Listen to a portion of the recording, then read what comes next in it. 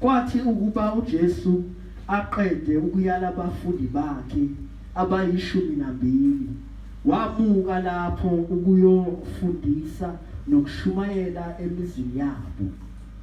Kwathi-ke uJohane esetilongweni ezwile ngemisebenzi kaKristu, wathumela ngabafundi bakhe, wathi kuye, wena unguyena ozayo noma sobheka omunye na? UJesu waphendula wathi kubo, hambani nimlandise uJohane lokhu enikuzwayo nenikubonayo, ukuthi izimpuputhe ziyabona, izinyonga ziyahamba, abanochoko bayahlanjululwa, izithulu ziyezwa, abafileyo bayavuswa, abampofu bayashunyayezwa ivangeli. Ubusisiwe ongayikukhubeka ngami. Kepha sebebuka laba, uJesu waqala ukukhuluma ezixukwini ngoJohane wathi, naphuma naya ehlane ukuyobonani na? Umhlanga otengatengiswa ngomoya na? Kanti naphuma ukuyobonani na? Umuntu owembethe ezenothonotho na? Bhekani, abembethe ezonothonotho basezindlini zamakhosi.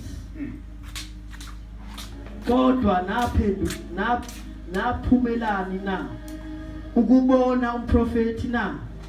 Yebo, ngithi kini, odlula umprofeti nguyena okulotshwe ngayo ukuthi, bheka, ngiyakuthuma isithunywa sami phambi kobuso bakho, esiyakulungisa indlela yakho phambi kwakho.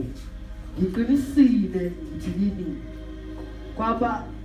kwabazelwe ngabesifazane akuvelanga omkhulu kunoJohane umbhaphatisi, kepha omncane embusweni wezulu mkhulu kunaye. Amen. Haleluya.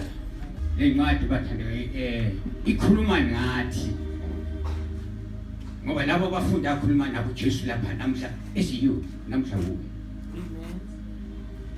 Leyo nto ivangeli elashunywa emandulo ekuqaleni kuseyilo, akushintshanga nethi. Kuphela into eshintsha ubani? Wena muntu. Wena ushintsha izinto, utholakala ukuthi suhamba ngaleyo. Uright wakho somshiye endleleni. Sophulukile esandleni. Njobe esho uJesu lapha ethi, hambani nomtshela impuputhe ziyabona, ishosho ziyasukuma. Sekafikile ophelele ogama lenkosi. Engithi bathandekayo, njobe izwi lisho lithi niphuma kubonani. Ubucwebe yini eniyophumela ukuyibona? Njengoba sila siphumela ukuthi sizowenza nini? Sizothi inkosi sikhuphule usibeke ezingeni lakho. Sizocela inkosi masila.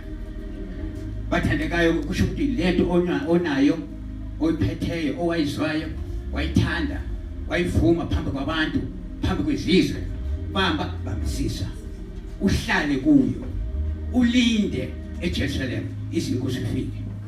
Bathandekayo akukho kunye okuningi engakhuluma khona, kuphela ngithi inkosi mayiphumele phakathi kwethu, ithola indawo. Njobe izwi lenkosi kuleyo ncwadi yami oyiphetheleyo. Ithi inkosi ifikile ezweni. Izwi abayazanga inkosi. Asiyazanga.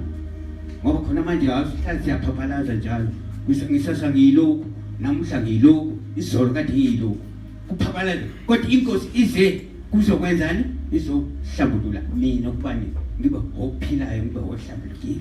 Bathandeka ngiyambonga uNkulunkulu, bathandeka ithubanyana engitholile. Kungesithubanyana, ithuba, ngoba lokhu okukodwa esekukhulumile iyona into efuna phakathi kwethu. Akukho kunye esikufunayo Sizele khona ukuba inkosi isiyenze sibe yiloko efisa ukuba sibe yikho. Ize uvusa abantu abagulayo ezishosha njengoba sisho nathi njengoba sinje siyagula njengoba sinje siswele Matewu 5 lapha uthi babusisiwe abampofu abalambele ukulunga babusisiwe abazingelwa ngenxa yami ngokumbuso edlule kwabo bathandeka mangabe leyo ncwadi leyo inomlando omkhulu ngoba uJesu wahlala nabafundi bakhe wahlala ukhangele ejeni abanye kunikeza lezo zibusiso athi babusile abachazela eshuthi bathandeka nathi silapha ukuthi inkosi phakathi kwenhliziyo yakho ikuthinta ukubani umlandlo kaJesu bakahlezi nabafundi bakhe ufinyelele uyithole indawo ngokwenza njalo sokuphelele sekufikile ekuqaleni nokugcina kwendaba egameni likaJesu. Amen.